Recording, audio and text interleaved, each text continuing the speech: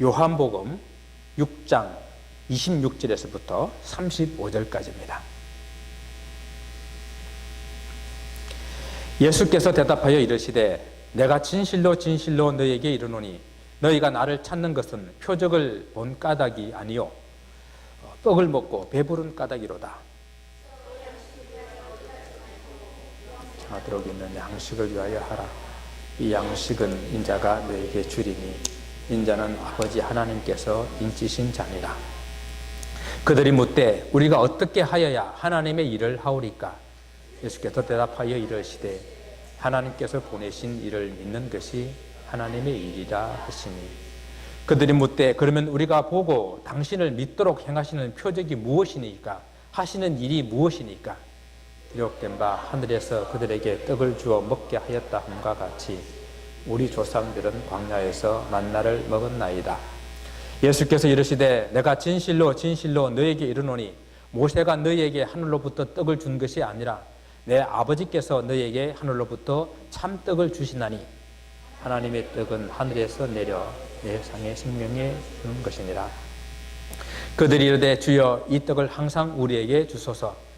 예수께서 이르시되 나는 생명의 떡이니 내게 오는 자는 결코 줄이지 아니할 터이요 나를 믿는 자는 영원히 목마르지 아니하리라. 아멘.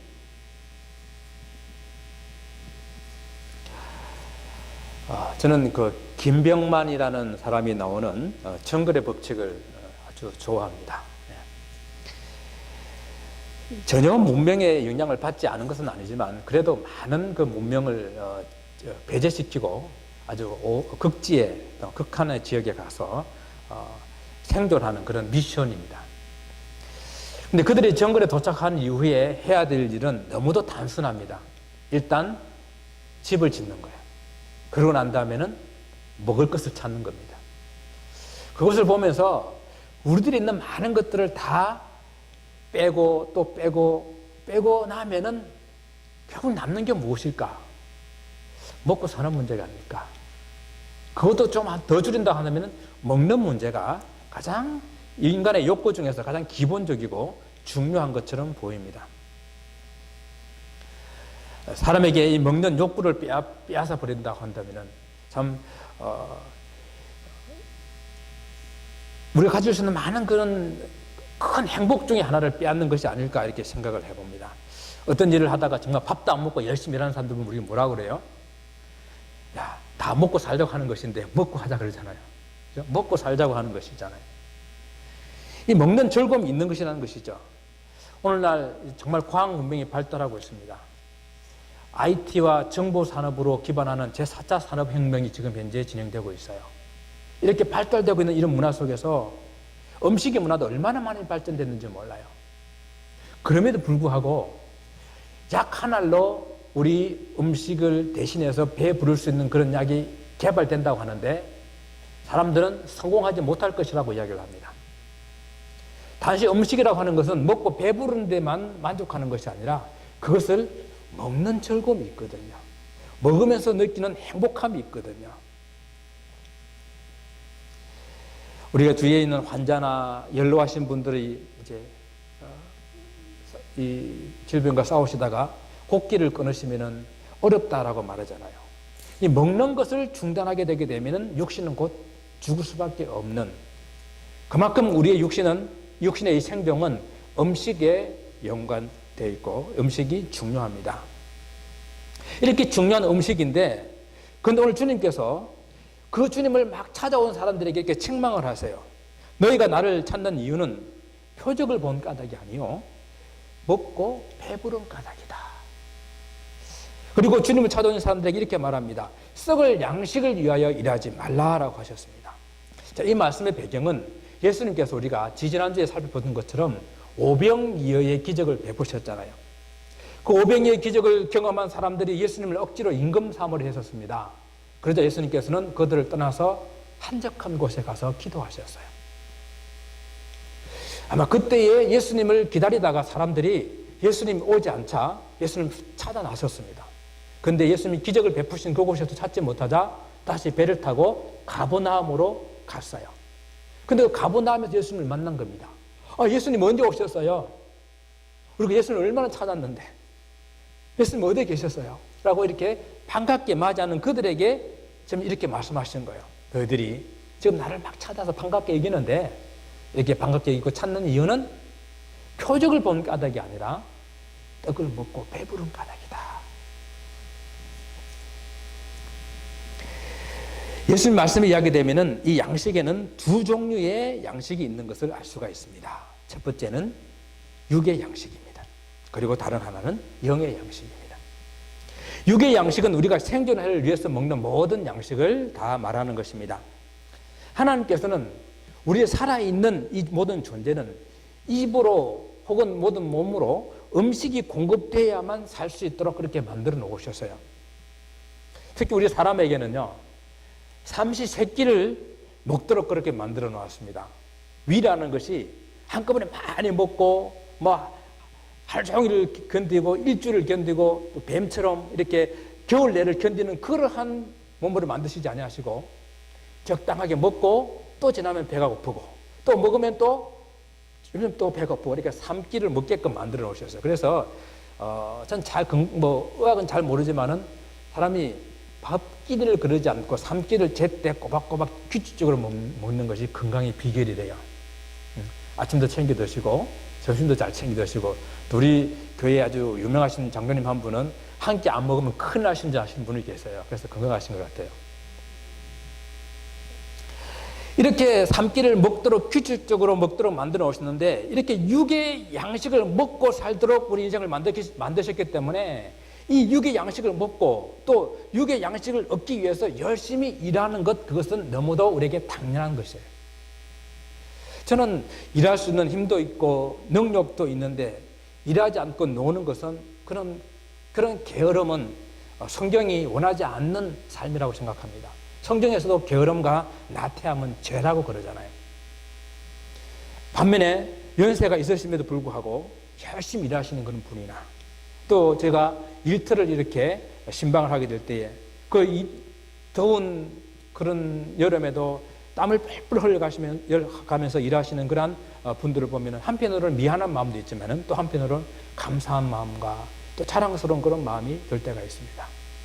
열심히 살아가는 분들을 보고 제가 참 도전을 받고 용기를 얻고 돌아올 때가 참 한두 번이 아닙니다. 그런데 주님께서는 이런 육의 양식을 바로 썩을 양식이라고 부르고 있는 것입니다. 그리고 이 육의 양식을 위해서 일하지 말라고 하셨습니다. 이게 무슨 뜻입니까? 열심히 일하고 계신 그 일을 보잘것없고 참 하찮은 그런 육신의 일이라고 지금 말하고 계신 것입니까? 아니면 그렇게 육신의 일은 열심히 할 필요가 없다라고 말씀을 하시는 것입니까? 절대 그렇지 않습니다. 일이라고 하는 것은 하나님의 창조 명령 속에 있는 거예요. 이런 인간이 타락해가지고 주어진 것이 일이 아닙니다. 타락하기 전에 하나님께서는 생육하고 번성하라, 땅에 충만하라, 땅을 다스리라 하시며 창조 명령과 함께 문화 명령을 주셨습니다. 이 명령은 인간들이 범죄하기 전부터 주어졌기 때문에 하나님께 주신 능력과 힘으로서 이 땅에 일을 하며 살아갈 수 있도록 하신 것입니다. 그런데 이것을 썩을 양식이라고 하는 것은 모든 육신을 위하여 먹는 양식은 결국 다 썩어 없어지는 것이요, 또한 사람들이 살기 위해서 양식을 먹지만은 결국 죽을 수밖에 없다는 것을 의미하는 것입니다. 결국 썩어질 것이고 그것을 먹어도 결국 죽을 수밖에 없는데, 그것이 인생의 전부인 양, 그것이 인생의 목적인 양 살아가는 것, 그것을 가지고 썩을 양식을 위해 살아가는 모습이라고 말씀하시며 그렇게 살지 말기를 명령하시는 것입니다. 그런데 사람들은 결국 죽을 수밖에 없는 그런 인생을 알지 못하고 육의 양식을 얻기 위해서 온 인생을 허비하고 육의 양식을 얻는 것이 인생 최고의 목적인 줄 알고 육의 양식만을 위해서 살아간다는 이야기예요. 어떤 사람이 바닷가를 거닐다가 요술 램프를 하나 발견했어요. 그 신기해가지고 이렇게 몸에다가 문지르니까 갑자기 연기가 막 피어오르더니 거인이 나타났습니다. 거인이, 주인님, 무엇을 도와드릴까요? 소원이 무엇입니까? 원하시는 건 다 들어드리겠습니다. 그러나 딱 한 가지 소원만 말씀하십시오 라고 그랬습니다. 여러분 같으면 이런 램프를 주어가지고 무슨 소원이든 다 들어주는 그런 기회를 가지면 무슨 소원을 구하시겠습니까? 이분은요, 구할 것이 많겠지만은 1년 후에 신문을 하나 갖다 달라고 부탁을 했습니다. 그래서 1년 후에 신문을 딱 하나 받았어요. 그 신문을 보면은 주식 시세가 이렇게 있어요.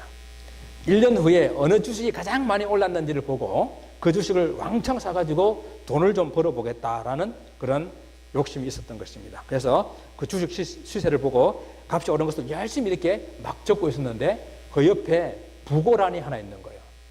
그 부고란을 보니까 그 부고란에 자기 이름이 죽었다라는 부고가 있는 것입니다.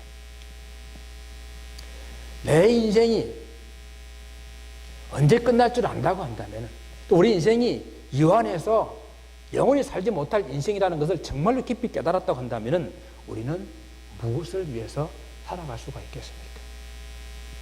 더 안타까운 것은요, 썩어 없어질 육의 양식만을 위해서 열심히 살면서도요, 이 육의 양식은 많이 가진 사람이나 적게 가진 사람이나 결코 만족하지 못한다는 거예요.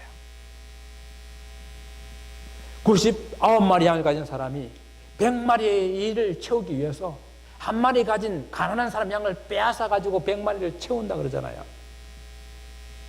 이러면 재물 때문에 둘도 없던 친구의 그런 신의도 다 깨어져 버리고, 정말 세상에 천륜이라고 하는 부모와 자식 간의 관계도 깨어져 버리는 그런 세상이 아닙니까?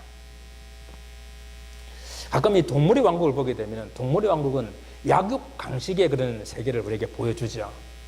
그래서 볼 때마다 아주 육식 동물이 초식 동물을 잡아먹는 그런 것들을 자주 보게 됩니다.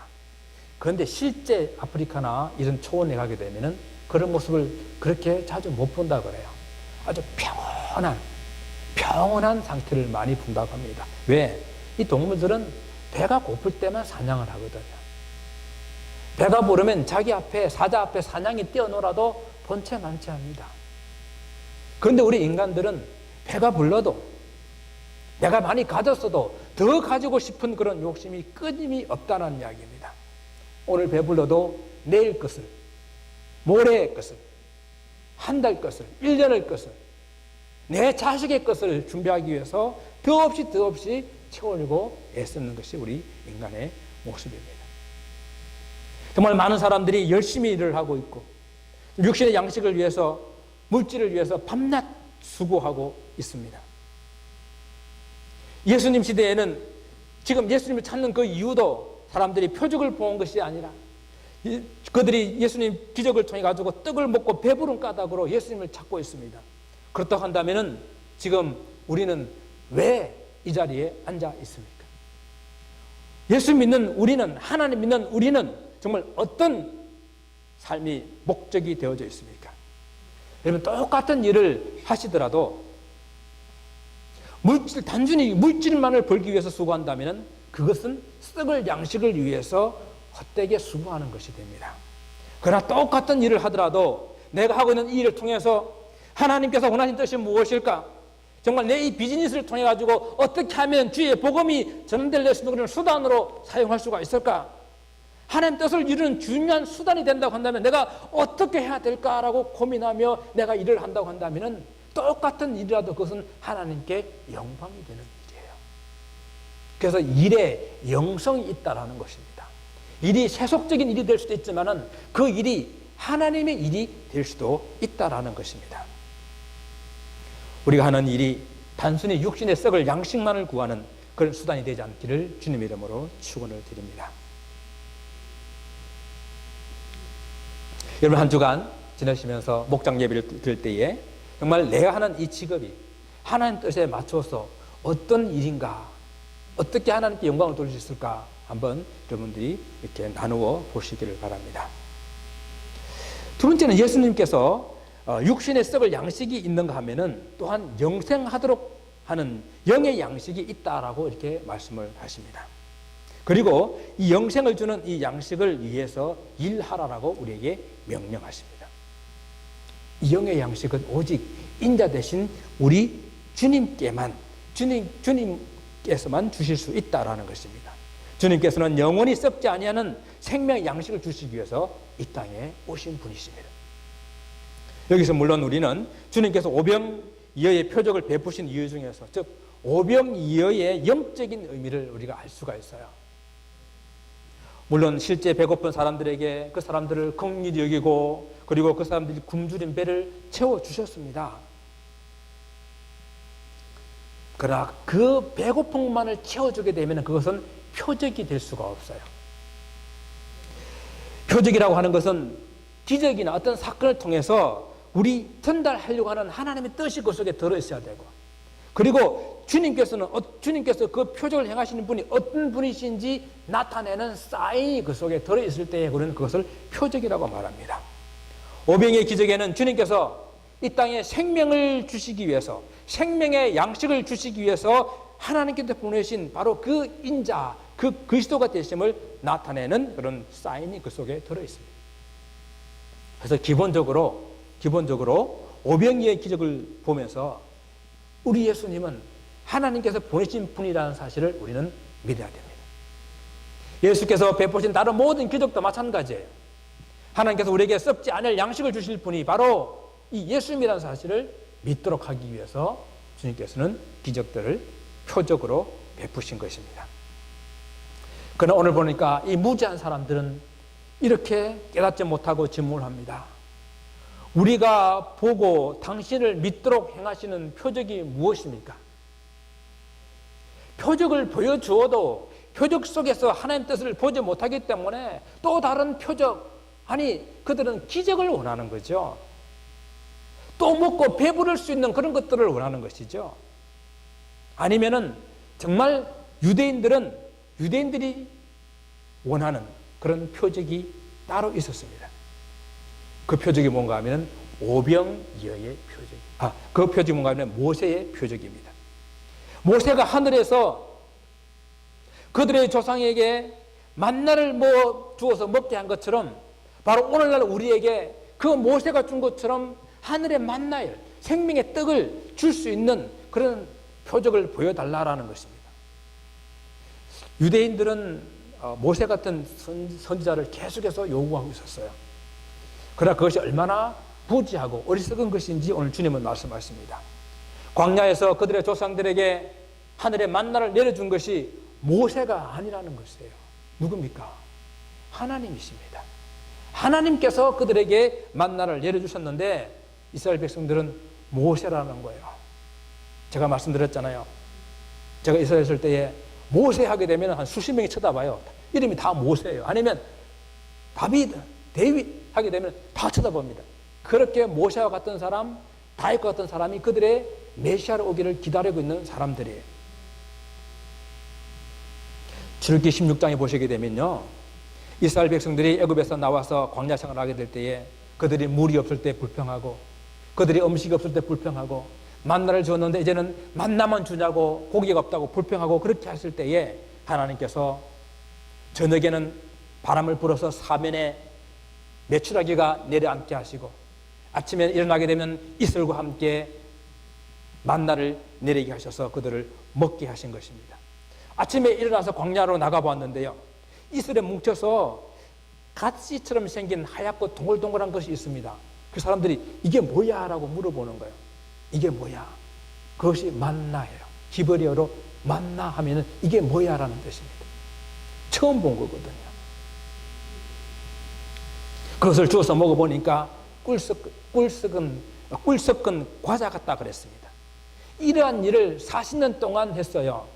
어찌 모세가 무슨 수로 저녁마다 바람을 일으켜서 메추라기를 그들에게 먹이며 어떻게 이슬의 만나를 40년 동안 그들에게 내리게 해서 먹일 수가 있겠습니까? 모세가 아닌 것이 틀림없습니다. 그러나 그럼에도 불구하고 모세는 하나님께서 이스라엘을 위해서 보내주신 위대한 지도자요 선지자입니다.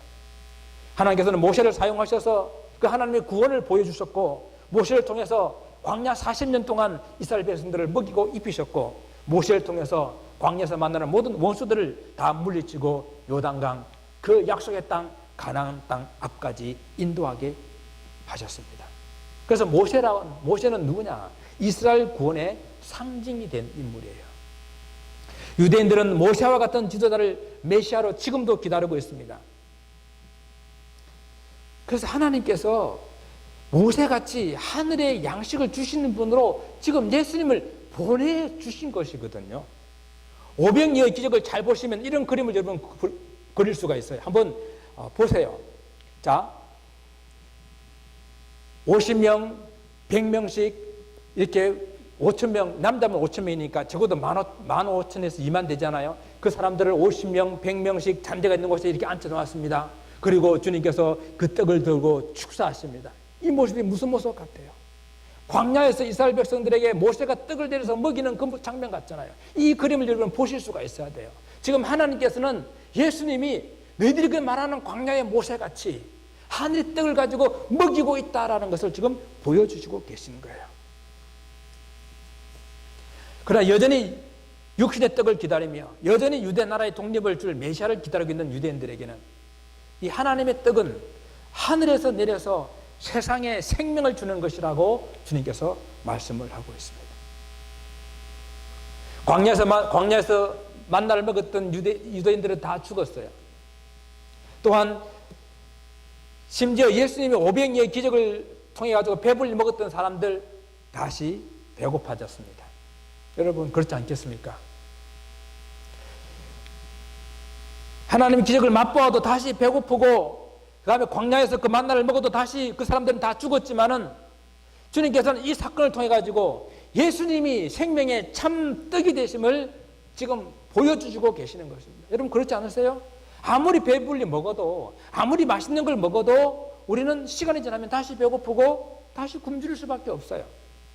우물가에 여인이 물을 기르고 또 길러도 그 갈급함을 채워줄 수가 없었는데 주님을 만나고 그 영혼의 생수가 흘러난 것처럼 오늘 우리의 심령의 이 갈급함도 하늘로부터 내려와서 사람들이 주시는 참 생명의 떡으로만 이 갈급함을 채울 수가 있다라는 것입니다.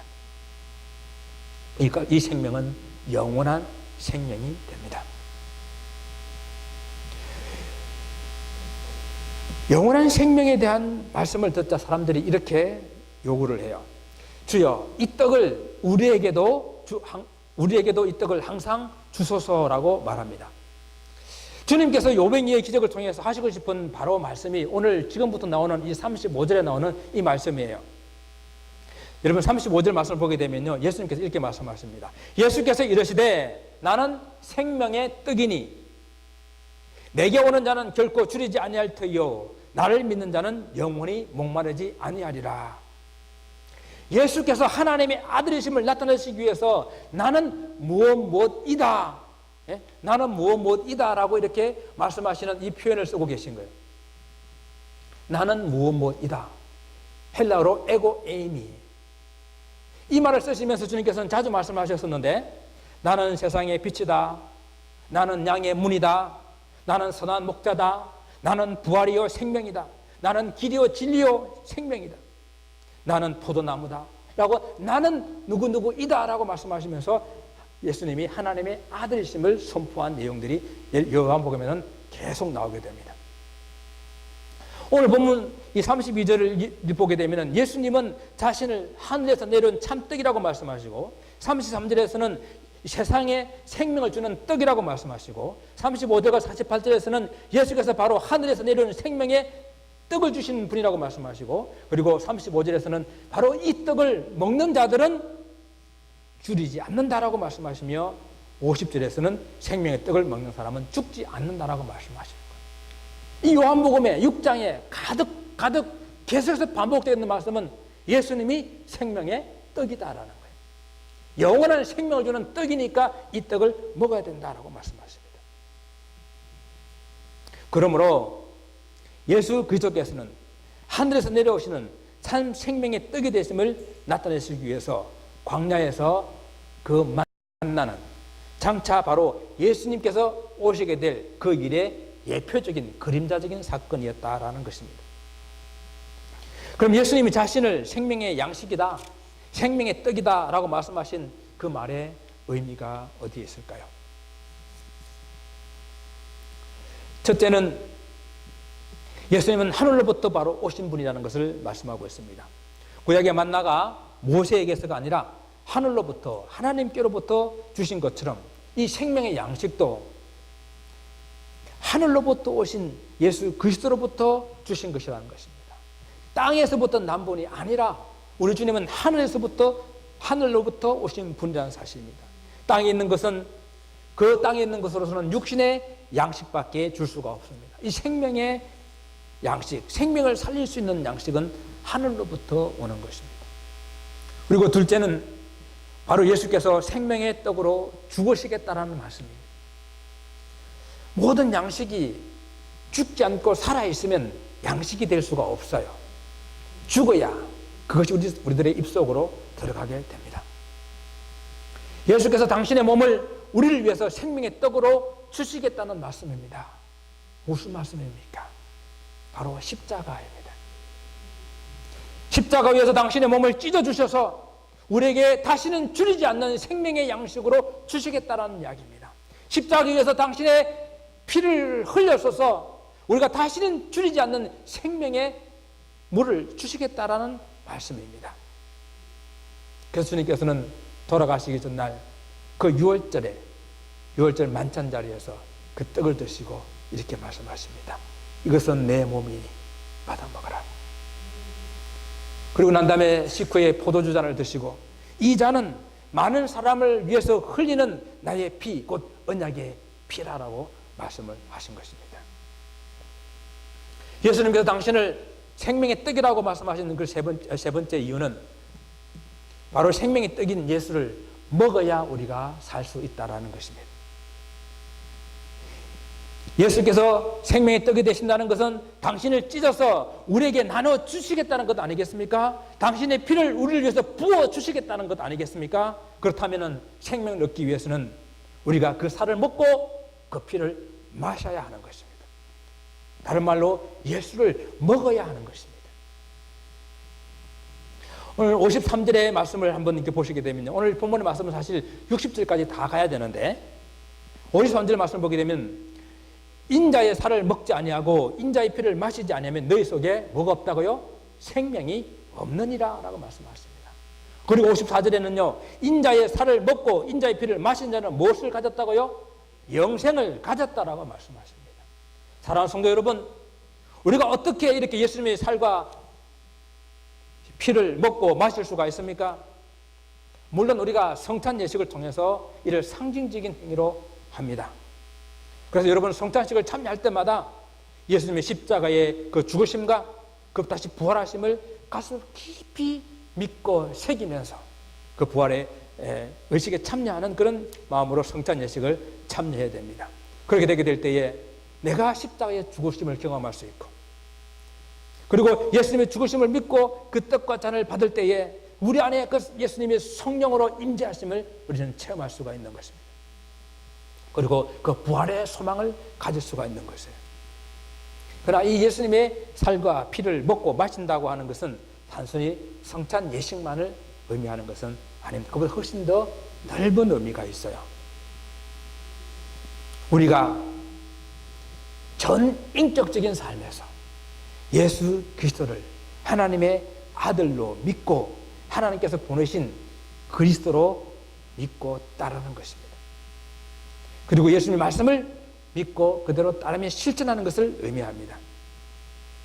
우리 모든 삶에서 예수님을 나의 구세주로 온전히 믿는 것, 그것을 우리가 예수님의 살과 피를 먹고 마신다라는 것입니다.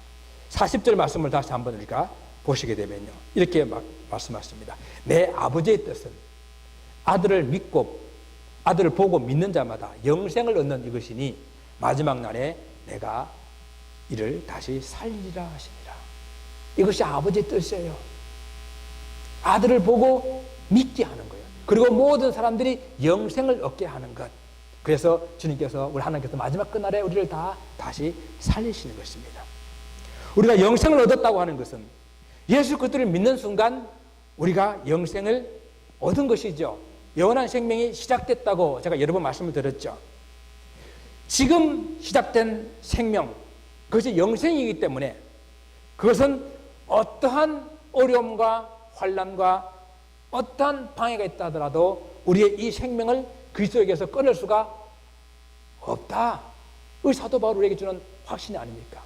그렇죠? 이것이 영생인 것이죠. 영생이 중간에 끊어지면 영생이 아니잖아요. 영생은 지금 내가 받았고 이 받은 영생은 어떠한 이유에서도 끊어질 수가 없다라는 것입니다. 그래서 39절에 나를 보내신 이의 뜻은 내게 주신 자 중에 내가 하나도 잃어버리지 아니하고 마지막 날에 다시 살리는 이것이라. 한 사람도 우리 주님께서는 잃어버리지 아니한다고 말씀하셨습니다. 그렇지만 우리가 영원한 생명을 소유했지만 아직은 이 땅에 발을 디디고 살고 있기 때문에 그 영원한 생명을 온전하게 느끼며 체험할 수가 없는 것이 사실이에요. 하지만 성경은 우리에게 약속하십니다. 마지막 그날이 되게 되면 불갑을 썩을 우리 육체가 불갑을 썩지 않을 육체로 영광을 입게 될 것이고 그 불갑을 썩지 않을 하나님 영광을 입고 나면 하나님의 보좌 앞으로 서게 될 것이라고 말씀하고 계십니다. 영원한 생명을 가지고 하나님과 함께 거하시는 그런 삶이 되시라고 하나님께서 약속해 주신 것입니다. 사랑하는 성도 여러분, 지금 우리는 무엇을 위해서 땀을 흘리고 수고하고 있습니까? 이 땅에는 육의 양식이 우리 인생의 전부인 양 그것만을 바라보며 달려가고 있지는 않습니까? 우리 인생의 제일 우선순위는 생명의 양식이 되신 예수님을 나의 주님으로 믿는 것입니다. 예수님을 믿는 것이 곧 하나님의 일이라고 성경은 말씀하고 있거든요. 우리가 해야 될 가장 중요하고도 시급한 일은 예수님을 나의 구주로 믿는 것이에요.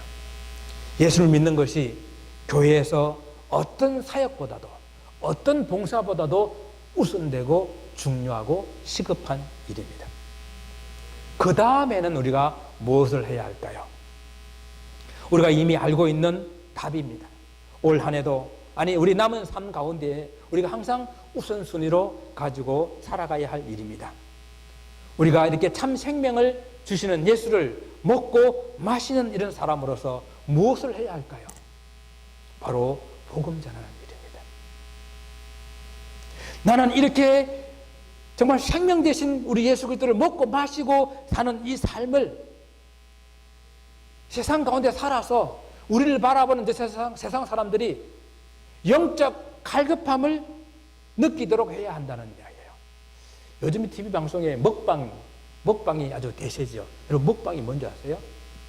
먹는 방송, 그죠? 먹는 방송, 먹방이라고 그러죠. 이는 공영방송뿐만 아니라 유튜브를 통한 개인 그런 블로그에서도 이 먹는 음식을 요리해가지고 먹는 것 이렇게 엄청나게 아주 인기가 높습니다. 근데 이 먹방에서 제일 중요한 것이 뭔지 아세요? 맛있게 먹는 소리를 내야 돼요. 그리고 그 음식이 아주 맛있도록 보이게 해야 됩니다.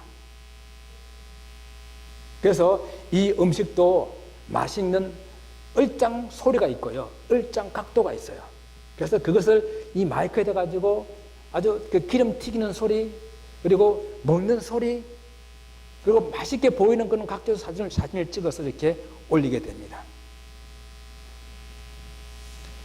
먹방에서 이렇게 많은 사람들에게 식욕을 자극하듯이 우리가 이 생명의 양식을 먹어서 풍족하고 너무도 만족한 삶을 살고 있다고 하는 것을 세상에 보여줘야 되는 영적 양식의 먹방을 우리가 해야 된다는 이야기예요. 그래서 다른 사람들이 영적 갈급함을 느끼게 해야 된다는 거예요. 도대체 저들이 알고 있는 예수가 무엇일까? 예수 믿으면 저렇게 좋은 것일까? 정말 예수 믿고 영원한 생명을 소유한 것이 어떤 삶인지를 보여줘야 된다는 이야기입니다. 전주 교도소에서 무기수로 25년째 수감 중인 김진태 씨에 대한 그 국민일보 기사를 예화로 들며 설교를 마치도록 하겠습니다. 이 김 씨는 알코올 중독으로 아주 상습적으로 가족을 구타하는 그런 아버지를 공기총으로 살해하고 존속살인 그런 혐의로 1992년에 사형을 언도받은 사람입니다. 그리고 교도소에서 사형만 기다리고 있는 이 김 씨에게 1994년 고시촌 선교회라고 하는 이 선교에서 계시는 신목사님이라는 분이 그에게 전도를 합니다. 당신이 사형 선고를 받아서 사형을 받을 수밖에 없겠지만은, 그러나 예수 그리스도께서는 당신에게 영원한 생명을 줄 수 있습니다 라는 복음을 전했습니다. 곧 사형을 받게 될 이 사람에게는 영원한 생명에 대한 그 말이 너무도 가슴에 확 와닿은 거예요. 그래서 그 일로 그 말을 듣고 계속해서 영원한 생명이 뭘까라고 고민하고 있는데, 바로 그 며칠 후에 아주 신비로운 꿈을 꾸게 됩니다. 사형장에 자신이 매달려야 되는 그 밧줄에 예수님이 대신 매달려 돌아가시는 꿈을 꿉니다. 그럼 그는 그 꿈을 꾸고 난 다음에 그 자리에 바로 무릎 꿇고 그 독방에서 3일 밤낮을 웁니다. 예수님, 용서해 주십시오. 저는 저희 아버지를 살해한 죄인입니다. 이런 나 같은 하찮은 죄인 때문에 아무 죄도 없으신 예수님이 돌아가셨군요. 나 같은 죄인을 위해서 예수님이 십자가에 대신 못 박혀 돌아가신 것을 깨달은 그는 이제는 예수님만을 위해서 살겠습니다 결단을 한 겁니다. 그래서 그때부터 이 제소자들에게 복음을 전하기 시작했습니다. 그가 전도한 제소자가 10년 동안에 무려 600명이 되었다고 합니다. 그는 방을 옮길 때마다 새로운 식구들에게 계속해서 복음의 씨앗을 뿌립니다. 그는 새 방에 들어갈 때마다 다른 제자들에게 계속 교제를 하면서 전도에 힘을 썼는데, 예배와 성경 공부뿐만 아니라 자기에게 들어온 그 영치금을 쪼개가지고 다른 사람들이 운동화를 사주고 속옷을 사주면서 그렇게 전도 활동을 했습니다. 그가 나중에 그 신목사님에게 보낸 한 편지에서 이렇게 그는 고백합니다. 교도소를 선교지로 생각하고 있습니다. 어떤 선교사와 어떤 목사님이 제가 생활하는 이곳까지 찾아와서 전도할 수 있겠습니까? 그렇게 그는 하나님께서 자기를 그 감옥에 선교사로 보냈다고 믿고 그렇게 선교 활동을 했었습니다. 그러자 2002년 12월 31일 날 신목사님과 그리고 친척 그 어머님이 집사님이신데 그 감옥에 들어간 이후로 하루도 빠지지 않고 기도하면서 강구한 그런 내용과 선처를 바라는 그런 탄원서를 올려가지고 사형수에서 무기수로 감명을 받아서 이제 담 안에 그 감옥 안에 전도자로 불리며 복음을 전하고 있는 사람입니다. 사랑하는 성도 여러분, 우리가 예수님 믿고 영생을 소유한 그 기쁨, 그 만족, 그 희열, 그것을 느끼며 나타내며 살게 되게 될 때에 우리가 이 경험한 이 영생의 맛을 이 세상 사람들도 궁금해하고, 그래서 그 세상에 복음을 전하게 될 때에 그들도 우리처럼 영생의 맛을 보게 하는 그런 복된 성도들의 삶이 되시기를 주님의 이름으로 축원을 드립니다. 기도하겠습니다. 아버지 하나님 감사합니다. 우리가 이 영원한 생명을 얻었고 영원한 양식인 예수 그리스도를 먹고 마시는 삶을 사는데 우리에게 어떤 만족감이, 어떤 기쁨이, 어떤 희열이 우리 속에 있습니까? 세상 사람들이 우리를 바라볼 때에 내가 예수님 만나고 얻은 그 기쁨을 저들도 느끼고 있습니까? 하나님, 이 새해에 다시 한번 우리 심령 속에 찾아오셔서 주님을 만난 그 감격으로, 주님 만난 그 기쁨으로, 주님을 먹고 마시는 그 즐거움으로 하나님 기쁨이 넘치는 삶 되게 하여 주옵소서. 그리고 복음 전하는 삶으로 우리 남은 삶을 살아되기를 소원하고 예수 그리스도의 이름으로 기도드리옵나이다.